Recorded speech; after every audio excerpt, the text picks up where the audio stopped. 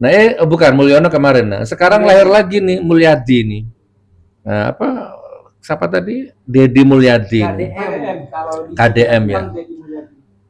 Nah, ini kalau saya mau pakai bahasa yang belak-belakan, lugas, blokosuto, saya nggak pakai tedeng aling-aling. Ini Mulyono jilid 3, Mustafa Kemal Atatürk jilid 3 ini. Ya kan, penuh kamuflase, penuh kemunafikan, penuh pencitraan. Kalau kamu pejabat, kalau mau bantu fakir miskin nggak usah dikontenkan kalau memang pejabat. Ustadz, ini belak-belakan Ustadz ya. Boleh. Assalamualaikum warahmatullahi wabarakatuh. Bismillahi walhamdulillah wassalatu wassalamu ala rasulillah la hawla wa la quwwata illa billah amma ba'du. Kaum muslimin yang dirahmati Allah subhanahu wa ta'ala, pernyataan yang dilontarkan oleh sosok yang dikenal dengan panggilan Gus Nur bahwa seorang gubernur tidak perlu mempublikasikan atau menginformasikan bantuan yang diberikan kepada fakir miskin mencerminkan rendahnya pemahaman terhadap fikih siasah dan prinsip-prinsip dasar dalam kepemimpinan menurut syariat Islam. Lebih dari itu, sangat disayangkan bahwa pernyataan yang bernuansa kontra ilmiah ini justru berasal dari seorang yang secara sosial menyandang gelar Gus, yaitu suatu bentuk penghormatan yang lazim diberikan kepada keturunan kiai atau tokoh agama yang diharapkan memiliki keluasan ilmu dan akhlak yang terpuji.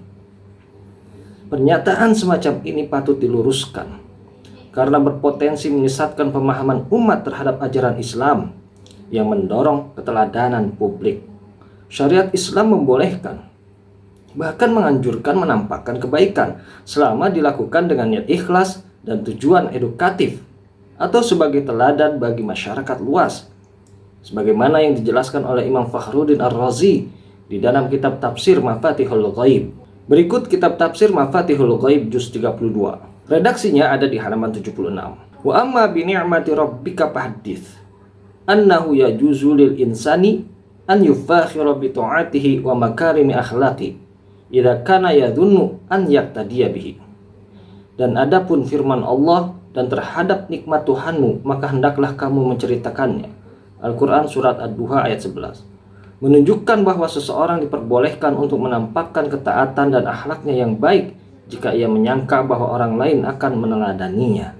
Fasabata anna mutlaqat tafakhuri laisa bimadmumin, balit tafakhuru fil ilmi wa ta'ati wal akhlaqil hamidati wal mahmudu wa huwa aslul khairati. Maka terbuktilah bahwa berlomba-lomba secara mutlak bukanlah tercela.